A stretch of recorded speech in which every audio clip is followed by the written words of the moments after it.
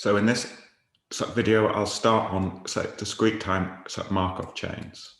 Okay, so in this part, I'll first introduce what discrete time Markov chains are. Then I'll move into paths and probabilities for DTMCs or discrete time Markov chains. Then onto probabilistic reachability, and then finally onto rewards and expected reachability. So what are discrete time Markov chains? Well, we can think of them as Kripke structures or transition systems augmented with probabilities.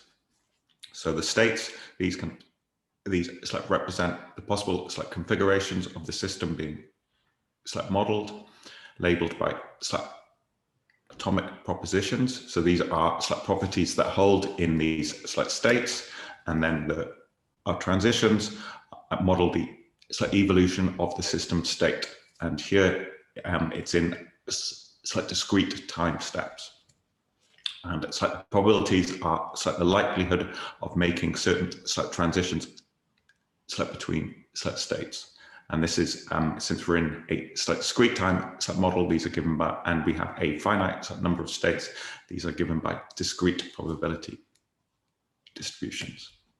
So first, just for those that don't know, a Kripke structure, this is given by a finite set of states. So these are the set of states of the system. We start in some state, let's call that S0, and then we have a transition relation, which is over the Cartesian product of the state space with itself, and the tuple S prime is in a transition relation if there is a transition in the system that goes from state S to state S prime. And we also have a labeling function that goes from states to sets of atomic propositions. So these give the set of atomic propositions that are true in a state. So here is an example. So here we've got the initial state that isn't labeled by any atomic propositions. Then we have our transition. So we have that the pair S0, S1 is in the transition our relation, and then we can go to state S1, which is labeled by the atomic proposition tri. So what's the difference between these and discrete time Markov chains? Well, all that changes is that the transition function is replaced by a transition probability matrix. So we still get a finite set of states S and initial state S0 and a labeling function going from states to sets of atomic propositions.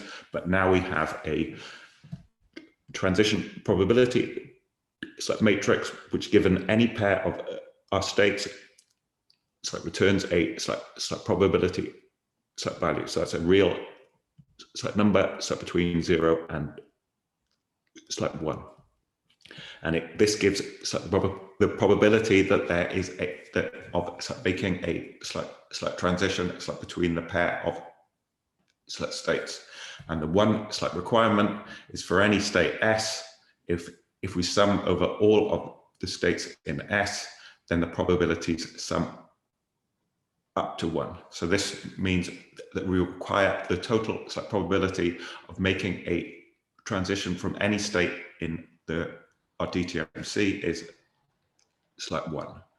Okay, so here's an example, and let's go into a little bit more detail on this. So this is a model of a very simple communication protocol. So we start in state S0. After one step, we make our transition to probability to state S1, and this occurs with probability 1. So after one time step, we try to send our message, and with probability 0.1, the channel isn't ready. So we just wait in state S1. So we've got this self loop here with probability 0.85. We successfully send the message. So we move to state S3, which has the labeled by the atomic proposition success. And with probability 0.05, we failed to send, so we move to this state S2, and then in the next step we restart. So we have this transition which happens with probability 1, where we go back to state S0. So more formally for this example, we've got the states S0, S1, S2, and S3. As I've said, we've got the initial state S0. Here's the probability transition matrix. So notice if we sum all of the values in any row, this sums up to 1. And we've got the 3 atomic propositions that label the states S1, S2, and S3. So just to give you one other example of a DTMC, here's how you can model a 6-sided die using just a fair coin. So this was due to both Knuth and Yao. So here we start in S0, and then we flip, in each state we flip a coin, and if we flip a H, then we take the upper branch, and if we flip a tail, then we take our lower branch, and we keep flipping coins until we reach one of the final states here, which is labeled by what face of the die it represents. Okay, so one question we might ask is this model correct? Does it actually model a die? So is the probability that we end up in this state here, for example, which represents rolling a 4, does this happen with probability 1/6? Or we could ask, do we end up in one of the end states with probability 1? We might also ask, how efficient is this? What's the probability that we need more than 4 coin flips to reach one of the final states? Because notice that we have these loops here, which means that we can have an unbounded number of steps before we reach one of the final states. Okay, so as we'll see, the approaches that I introduce will allow us to answer these kinds of questions. Okay, so let's now go on to paths and probabilities for our DTMC. So this allows us to reason about our behavior of our DTMC. But we first need some probability of basics. So we need an experiment, or first of all, we need to know what our sample space is. So this is the possible outcomes of some experiment.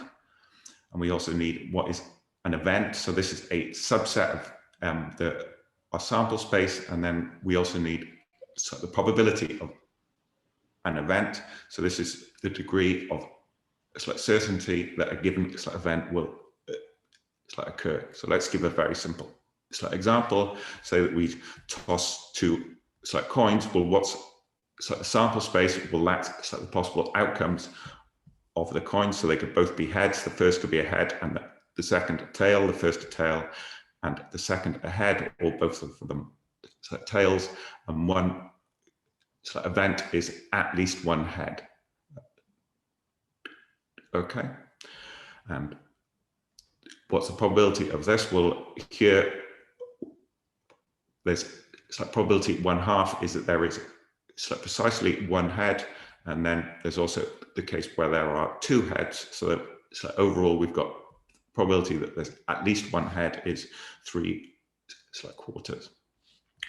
A second example is that we toss a coin infinitely often. So here, the sample space is the set of all infinite sequences of heads and tails.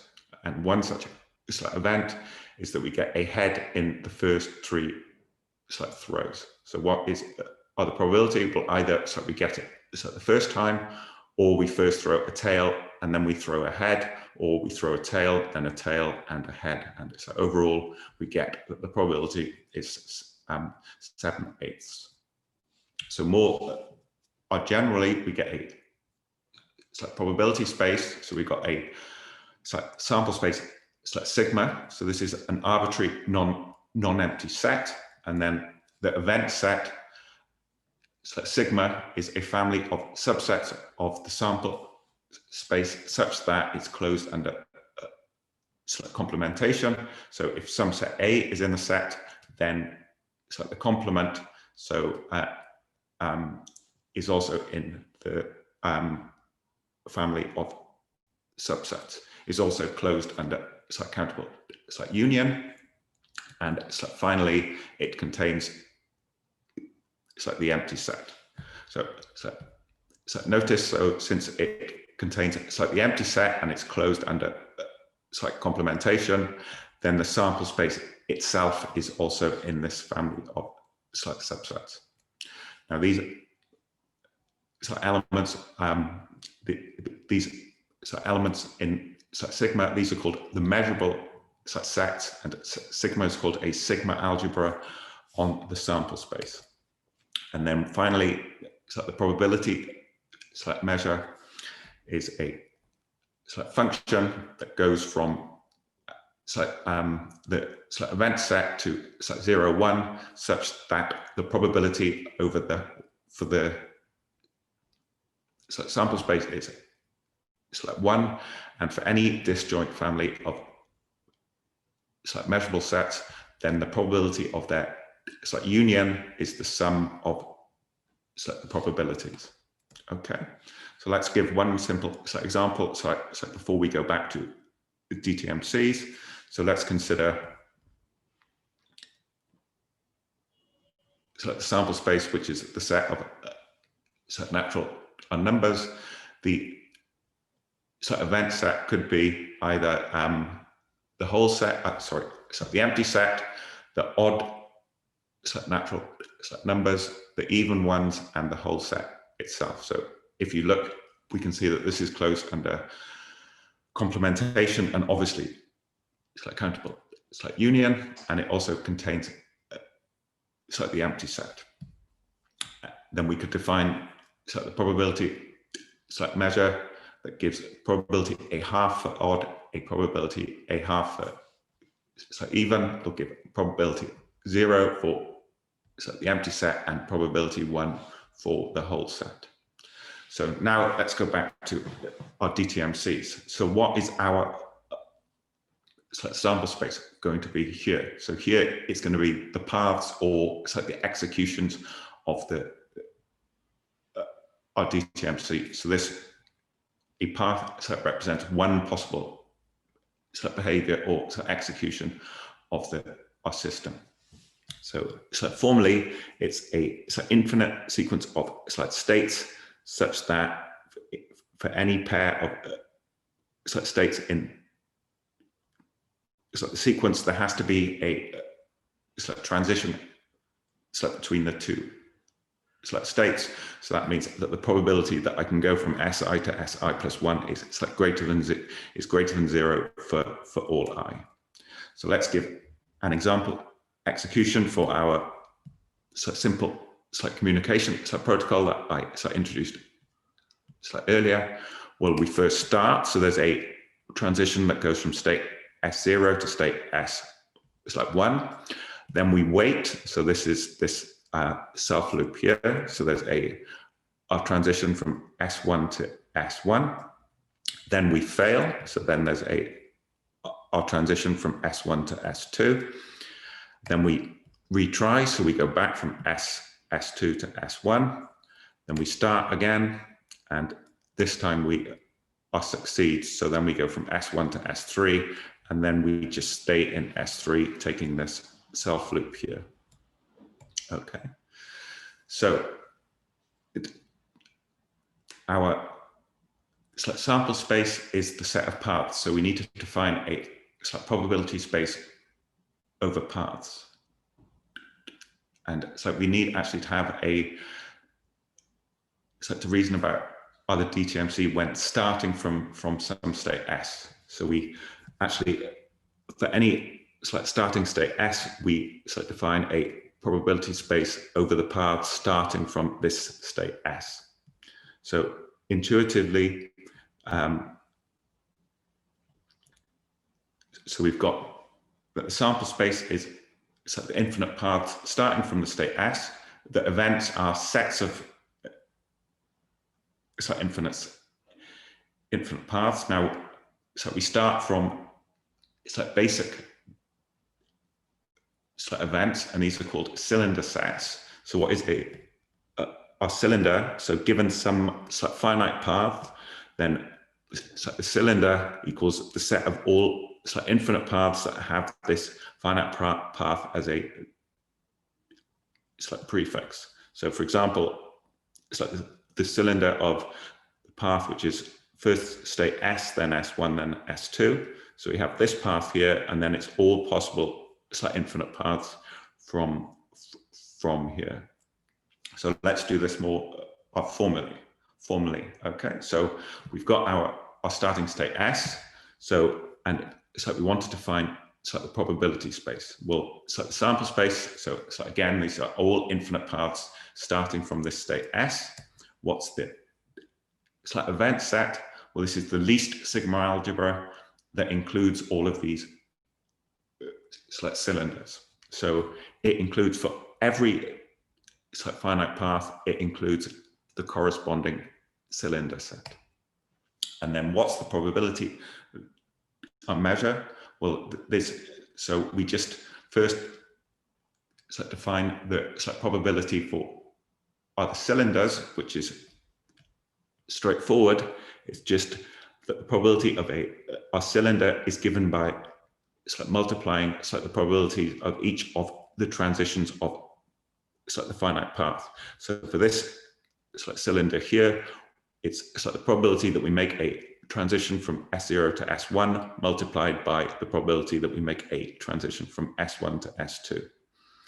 So these probabilities are well defined, and it can be shown that there is a unique extension of this to give